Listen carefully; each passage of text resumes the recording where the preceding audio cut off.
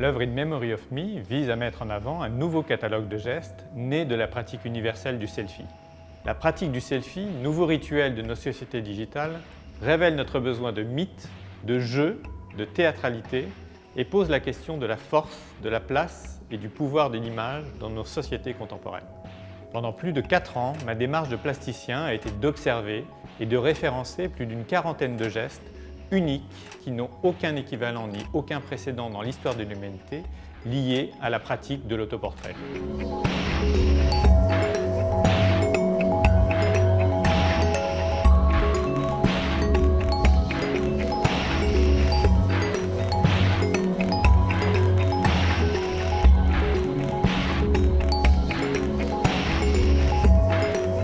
Instrument de pouvoir, de connaissance, de séduction ou de soin, le téléphone portable a remplacé la foudre de Zeus, le caducée d'Hermès ou la lyre d'Apollon, à la fois dans l'usage, mais également dans la dimension symbolique de l'artefact.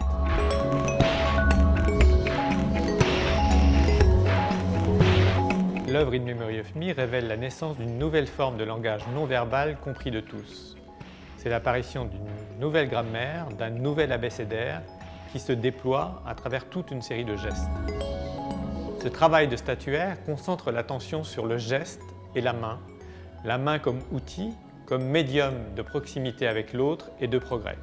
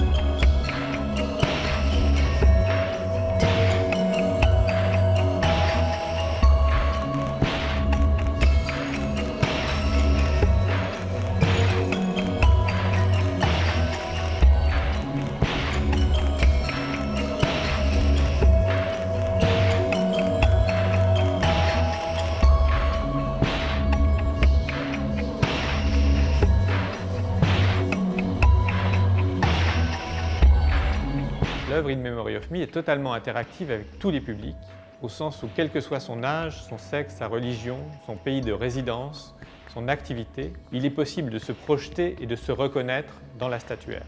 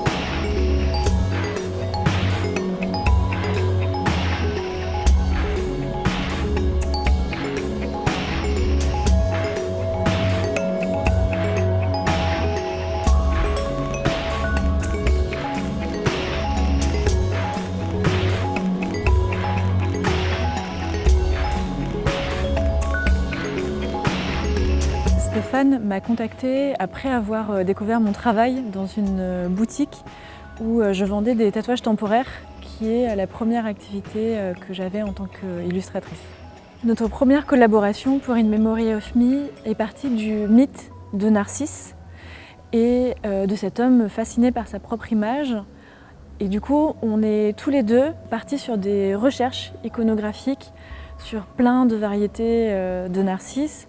Nous avons fait une composition globale que j'ai ensuite finalisée en tatouage. C'était particulièrement intéressant pour la composition globale du dessin de travailler sur la répartition du corps, y compris sur les différents volumes qu'il implique, étant donné que le dessin allait être animé sur une sculpture en 3 dimensions. Pour notre deuxième collaboration, nous avons travaillé sur différentes variétés de camélias pour un tatouage recouvrant tout le corps, motif particulièrement utilisé dans l'iconographie japonaise et orientale. J'ai un besoin viscéral d'utiliser mon corps, de m'exprimer avec mon corps.